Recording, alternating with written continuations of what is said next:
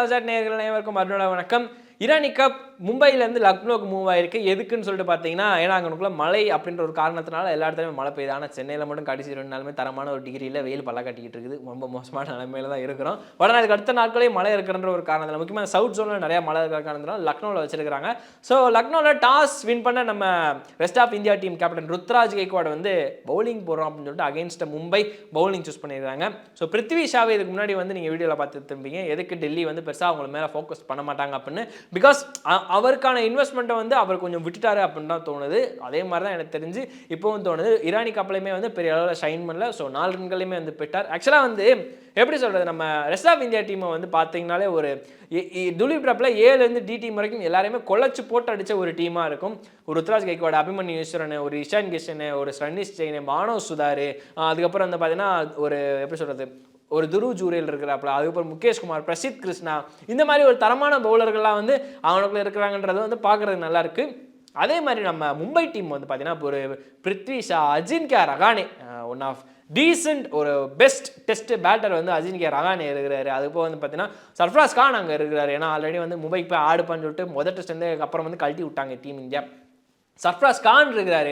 அதுக்கப்புறம் வந்து பார்த்தீங்கன்னா ஷாம் சுமலானி, தனுஷ் கோட்டையான்னு சொல்லிட்டு அங்கேயுமே ஒரு ஸ்ரேயாஸ் ஐயர்னு சொல்லிட்டு அங்கேயுமே ஒரு தரமான ஒரு படைகள் இருக்குது. ஸோ ஈக்குவலி பேலன்ஸ்ட் அப்படின்னு தான் தோணுது. எனக்கு தெரிஞ்ச முகேஷ் குமார் போன உடனே வந்து அவரோட வித்தியை காட்ட ஆரம்பிச்சார். லக்னோ பிச்சில் வச்சு உள்ளே வெளியே காமிச்சு போல்டெல்லாம் கலட்டி விட்டுட்டாப்புல. தொடர்ச்சியாக 3 விக்கெட்டுகள். முக்கியமாக வந்து ஹர்திக் அப்படின்ற ஒரு பிளேயருமே வந்து out, Prithvi Shah out. So இந்த மாதிரி நிறைய பிளேயர்கள் 3 பிளேயருமே அவுட் ஆனதுக்கப்புறம் வந்து அங்கே தான் உண்டாச்சு ஒரு தரமான பார்ட்னர்ஷிப். அஜின்கியா ரஹானே, ஸ்ரேயாஸ் ஐயர் ரெண்டுமே நிலச்சி நின்று ஆனாங்க. ஆக்சுவலாக வந்து பார்த்தீங்கன்னா அஜின்கியா ரஹானே பேட்டிங் பார்க்கும்போது எனக்கு முன்னாடி எம்சிஜியில் வந்து ஒரு 100 அடிப்பார் அகேன்ஸ்ட் ஆஸ்திரேலியா. முதல் டெஸ்ட்டில் வந்து இந்தியா 36க்கு வந்து டே அண்ட் நைட்டில் ரொம்ப மோசமாக தோற்று போவாங்க. அதுக்கப்புறம் வந்து விராட் கோலி ஒரு பேரண்ட் லீவுன்னு சொல்லிட்டு பேராப்பில் மனுஷன் அவரோட செகண்ட் பேபி பிறக்கிறதுக்காக. ஸோ இந்த இடத்துல வந்து யார் நம்ம அஜின்கியா ரஹானே தலைமை தாங்கி மெல்போர்னில் 100 அடிப்பார். எனக்கு அந்த இன்னிங்ஸ் அப்படியே ரெப்ளிகேட் பண்ண மாதிரி தான் இருந்தது. ஒரு சைடு இந்தியா மேட்ச் ஒன்று, அந்த சைடு கான்சென்ட்ரேட் பண்ண வேண்டியதாக இருக்குது. ஏன்னா ரஹானேவோட ஒட்டுமொத்த 197 பந்துகளில் ஒரு 6, 6 4, ஆனால் ரன்கள் 86. Typical Rahane innings. சீரியஸ்லி எனக்கு அவரோட கான்ஃபிடன்ஸ், அந்த ஸ்ட்ரோக்குமே வந்து பயங்கரமாக அதை பார்க்குறதுக்கு எனக்கு ஒன் ஆஃப் பழைய ரஹானேவை பார்த்த மாதிரி சீரியஸ்லி அவ்வளோ ஃபீல் ஆனிச்சு. ஹாப்பி ஃபார் தட் மேன் அப்படின்னு தான் சொல்லணும். அது போக ஸ்ரேயாஸ் ஐயர் துலீப் டிராப்பில் 50 முட்டை, அதுக்கப்புறம் ஒரு 41, மறுபடியும் முட்டை, ஒரு 51 அப்படின்ற இடத்துல அடிச்சுக்கிட்டு இருந்தவர் இந்த இரானி கப் முதல் மேட்ச்லேயே வந்து 50 அடிச்சுட்டு நானும் தான் கண்டென்ட்ரு, நானும் இருக்கிறேன்னு சொல்லிட்டு காம்ஸ்டாப்பில் ஒரு 56 ரன்களுக்கு அடித்து அவுட் ஆகிட்டு வெளியே போயிட்டார் ஒரு எஸ்தயால் கையால். முக்கியமாக வந்து பார்த்தீங்கன்னா எஸ்தயால் மஸ்ட் டாக் அபவுட் ஹிம் அப்படின்னா, ஏன்னா ஒரு நல்ல லெஃப்ட் ஹேண்டர். இதுக்கப்புறம் அப்கமிங்கில் வந்து அவரை வந்து மிகப்பெரிய ஒரு பிளேயராக வந்து பார்க்குறதுக்கு மிகப்பெரிய ஒரு சான்ஸ் இருக்குன்ற மாதிரி சொல்லியிருக்காங்க. எனக்கு தெரிஞ்ச அகேன்ஸ்ட் நியூசிலாந்து மிகப்பெரிய ஒரு சான்ஸ் இருக்கும், பாசிபிலிட்டிஸ் வர்றதுக்கு மிகப்பெரிய ஒரு வாய்ப்பு இருக்குன்ற மாதிரி எனக்கு தோணிட்டு இருக்குது.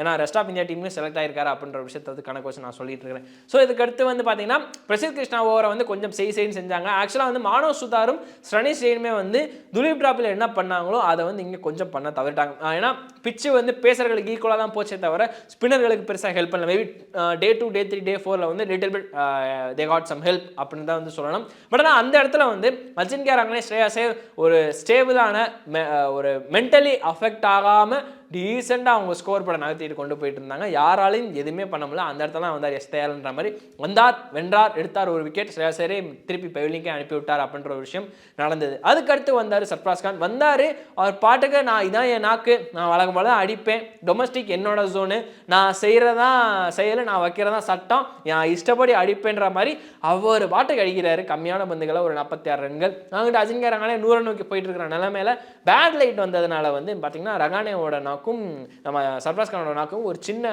தடங்கள் ஆயிடுச்சு. 98 ரன்கள் பார்ட்னர்ஷிப் நாட் அவுட்ல இருந்தது.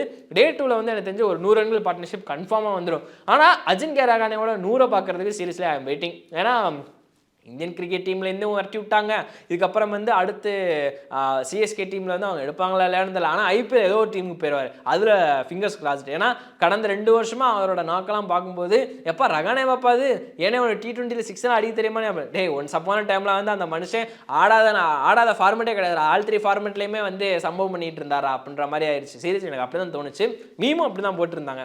ஸோ அப்படிலாம் இருக்கும்போது இதுக்கப்புறம் டே 2ல வந்து மும்பையோட டாமினன்ஸ் இருக்கக்கூடாது அப்படின்னா கண்டிப்பாக வந்து மானவ் சுதாரும் ஷரணி ஸ்டேனுமே வந்து கொஞ்சம் ஷைன் பண்ணணும் along with Prasidh Krishna. Yes, Prasidh Krishna வந்து நீட் டு பி ஷைன் அப்படின்னு சொன்னால் அவரோட லென்த்து ஓகேங்க நல்லா இருக்குங்க. பட் ஆனால் இருந்தாலுமே எப்படி சொல்கிறது, ஒரு டெஸ்ட் கிரிக்கெட் ஏற்ற லென்த் தான் போடுறாரு. பட் ஆனால் அதுக்கேற்ற மாதிரி விக்கெட் விழுதான்னு கேட்டிங்கன்னா கிடையாது, ரன்ஸ் தான் வந்து ஃப்ரீ ஃப்ளோவாக போயிட்டு இருக்குது. ஸோ அதனால் வந்து கண்டிப்பாக ஏதாவது ஒன்று பண்ணி ஆகணுன்றதான் நான் வந்து இன்னைக்கு டேல வந்து நான் பார்த்தேன். அவ்வளோதான், மற்றபடி வேறு ஒன்றுமே கிடையாது. ஸோ மற்றபடி வந்து உங்களுக்கு ஏதாவது டவுட்டாக இருந்தது அப்படின்னா இந்த இப்படி பண்ணியிருந்தலாம் அப்படின்ற மாதிரி தாராளமாக கீழே கமெண்ட் பண்ணுங்கள்.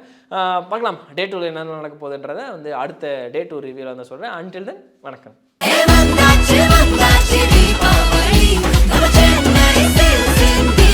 எண்ணம் போல் வண்ணங்களுடன் கொண்டாடு The Chennai Silks ஆடைகளுடன். Let the celebrations begin.